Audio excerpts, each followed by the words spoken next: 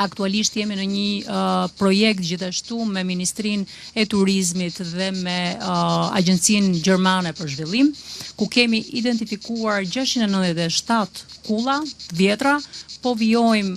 procesin e plotësimit të titujve të pronësisë, sepse prona toka është një nga komponentët e paketës maleve, por patjetër që kulla duhet pajisur me titullin e pronësisë, kështu që vetëm për thethin janë 15 kulla të identifikuara që po vijojnë procesin e formalizimit dhe pajisjes tyre me titull pronësie.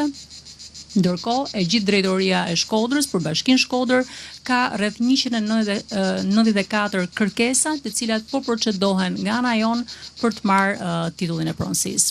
Gjithashtu një proces i rëndësishëm që lidhet me paketën e maleve, por jo vetëm, ka të bëjë me regjistrimin fillestar.